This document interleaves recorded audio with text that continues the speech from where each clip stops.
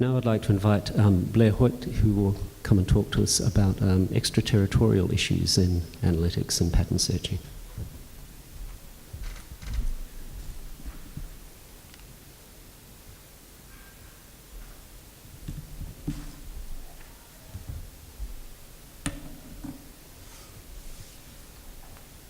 Okay, so my topic is extraterritorial considerations of U.S. patents and the different treatment between system and method claims.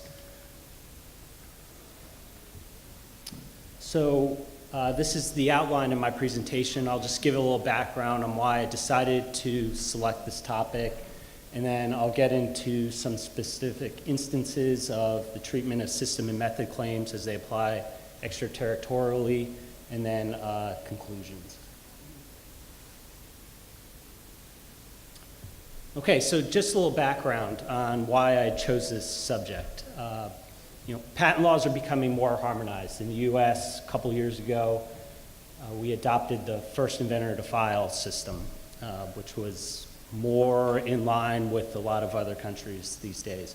But there's distinctions that still remain. So we need to be aware of these distinctions. And as Tony and Alistair mentioned, there's tons of data out there. How do we filter out the data? How do we attach some importance to it? Which goes along with the valuation. The value of the patent's often tied to its claims. There's many factors that we consider when evaluating a patent. Number of citations. Some people use the number of words in a claim. But also, if a system claim and a method claim are treated differently, the scope of protection or enforcement availabilities probably alters the valuation a little bit. Nihad touched on the freedom to operate aspects and the importance of that. And when doing a freedom to operate analysis, it's key to remember that, as my presentation will touch on, that having certain acts occur outside the US doesn't necessarily preclude liability. And the last point is, I'm a US attorney, so I tended to focus on a US aspect that may apply outside the borders of the United States. So this is the first three sections of our statute in the States. Infringement, Section A is direct infringement. Whoever makes, uses, offers to sell, or sells within the United States or imports into the United States is liable for infringement. So the question you have to ask is, does the makes, uses, offer to sell, or sell occur in one location? Does it all have to occur in the US? The statute recites within the United States. But as we'll learn, it doesn't necessarily mean that all limitations have to be used in the United States. But there is a strong presumption that the laws do not apply extraterritorially. So that's something to keep in mind, that these are rather exceptions. There's a strong presumption that extraterritorially the laws don't apply. This is just a brief definition of within the United States. It includes its territories and possessions. There's a section for satellites and exceptions for international agreements. So the first part of the direct infringement statute is the makes aspect. You can find liable for patent infringement if you make any patent invention within the United States. The first case that teaches this is the key important case is this Deep South Packing versus Leitrim Corporation case. In this case, Leitrim had a patent that was directed towards a deveining shrimp system. So the claim had multiple components. What Deep South did was they made each single component, the water jet system, the kniving system. They made each component in the United States, but then they shipped those components abroad where it was assembled.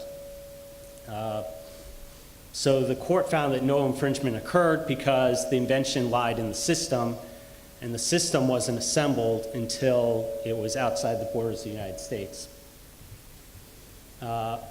So Congress generally gets involved when they don't like a certain decision. So what they did is they created Section 271F, which is extraterritorial, a statute that applies extraterritorially.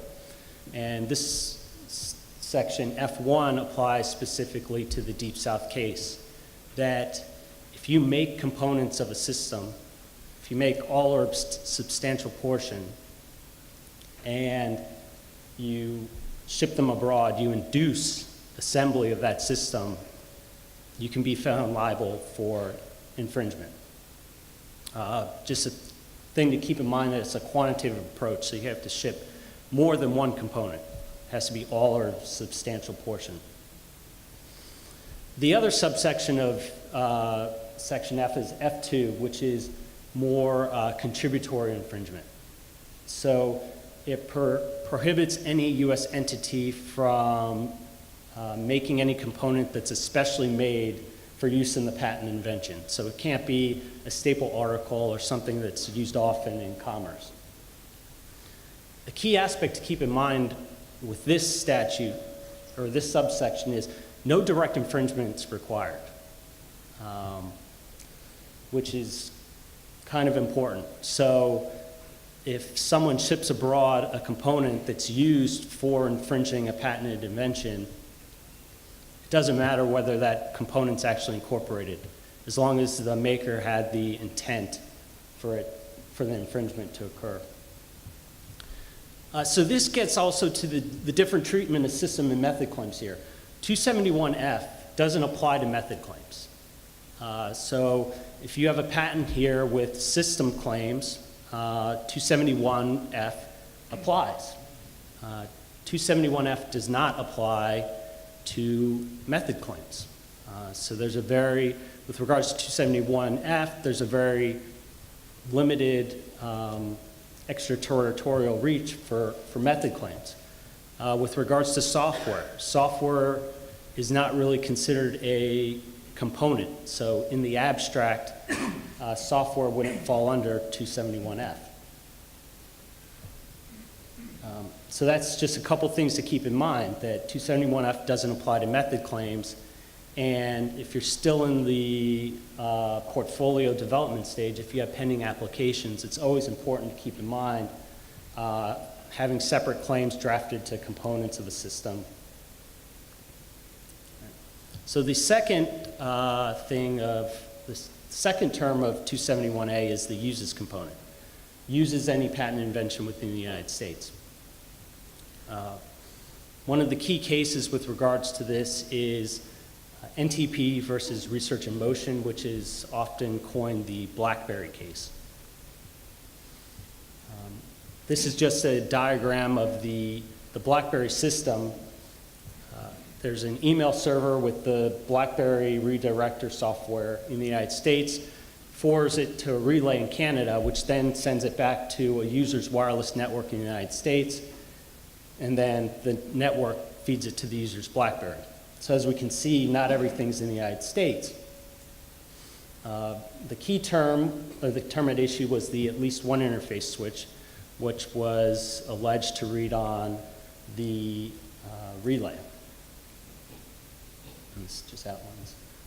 So the court, with regards to the system claims, found that the system was used in the United States because a user's control and beneficial use of the system occurred within the United States.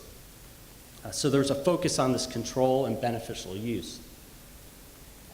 However, with regards to the method claims, there was no use. The court found that to perform the method, each step had to be performed within the United States, within the territorial boundaries of the United States. So with regards to the uses prong, again, the system has a lot more, system claim has a lot more benefit as opposed to the method claim if we're talking about these extraterritorial effects. So another statute is 271G. Earlier in the presentation, a lot of the benefits seemed to weigh towards system claims for these extraterritorial effects. With regards to 271G, this is more the process.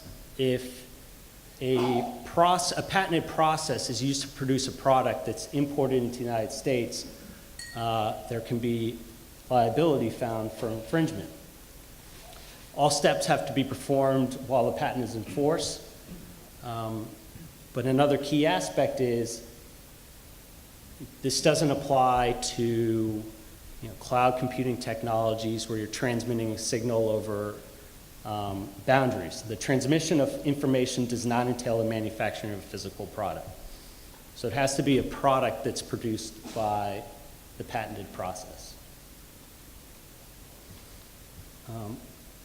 With regards to 271G, there's also a presumption that the patented process is used if the plaintiff can establish a substantial likelihood that the product was made by the process and that the plaintiff made a reasonable effort, because sometimes it's impossible to determine whether a process extraterritorially or a patented process was used in a country outside the United States. The plaintiff just has to establish that there's a reasonable likelihood that it existed and that a reasonable effort was made.